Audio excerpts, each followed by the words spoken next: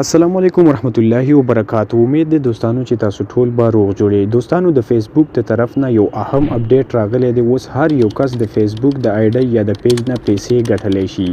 دوستانو د فیسبوک د مونټایزیشن په باره کې یو اهم اپډیټ راغلی دی. اوس تاسو په هر یو ملک کې د فیسبوک آی ډي یا پیج مونټایز کولی شئ او د هغه نه پیسې ګټلی شئ. دوستانو په نننۍ ویډیو کې به مونږ دا خبره کوو چې مونږ به خپل آی ډي څنګه مونټایز کوو یا خپل پیج به مونږ څنګه مونټایز کوو او په کومو طریقو سره به مونږ د فیسبوک نه ارنینګ کوو.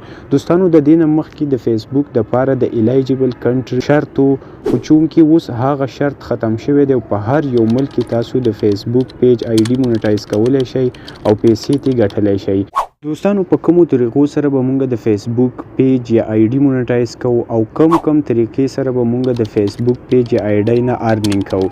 نو دوستانو زو د خپل ویډیو طرف ته، خو د ویډیو نه مخکې که تاسو په چینل باندې نوي یئ نو برای مهرباني زموږ چینل سبسکرایب کړئ، ویډیو لایک کړئ. دوستانو څه وخت مخکې د میټا د طرف نه هم د فیسبوک د مونټایزیشن په باره کې یو اپډیټ راغلی، خو په هغه اپډیټ کې دا خبره هم شوې وه چې الیجیبل کنټریز په دې کې شرط و.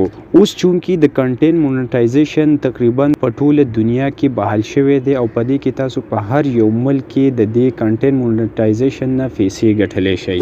اوس دوستانو که ستاسو آی ډي یا زړه وي یا تاسو فریش آی ډي جوړه کړې وي نو دا ټینشن هم نشته، بلکې تاسو د هر قسمه ایکټیو آی ډي یا پیج نه ارنینګ کولی شئ.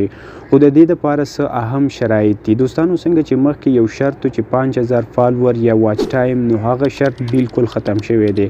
اوس د دې نه مخکې که تاسو چېرته کنټینټ مونټایزیشن ته اپلای کوئ نو د هغه نه مخکې به تاسو صرف د یو څو خبرو خیال ساتئ.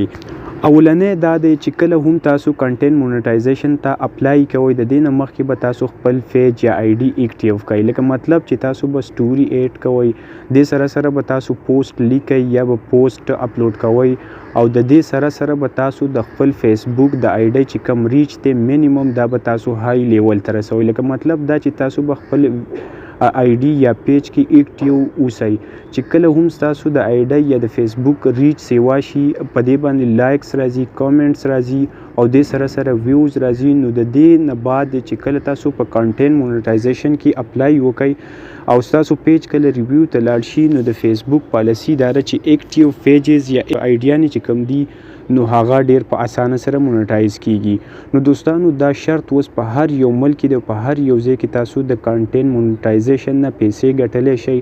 خو د دې لپاره به صرف تاسو د یوې خبرې خیال ساتئ چې په خپل آی ډي یا فیسبوک پیج کې به تاسو ایکټیو اوسئ او د دې سره سره به تاسو خپل ریچ سیوا کوئ. د ریچ سیوا کېدو نه بعد به تاسو د کنټینټ مونټایزیشن ته اپلای کوئ. دویم نمبر اهمه خبره دا هم ده چې تاسو به کوشش کوئ چې خپل کنټینټ اپلوډ کړئ. لکه مطلب دا که تاسو نور کنټینټ اپلوډ کوئ نو تاسو ته کاپی رایټ ایشوز هم راتلی شي، سټرایک هم راتلی شي او چې په کومه پیجز او آی ډي کې د کاپی رایټ ایشو یا سټرایک وي نو هغه هم نه مونټایز کیږي. سټریم ایډز چې کوم مونټایزیشن دی فی الحال هغه د څو کنټریز لپاره الیجیبل نه دي، خو کنټینټ مونټایزیشن دا د هر یو کنټري لپاره الیجیبل دي او د دې په ترو سره تاسو ارنینګ کولی شئ. نو دوستانو که ویډیو د باندې خلک لیدلی وي ویډیو لایک کړئ، چینل سبسکرایب کړئ او د داسې نورو اهمو معلوماتو لپاره زموږ سره اوسئ.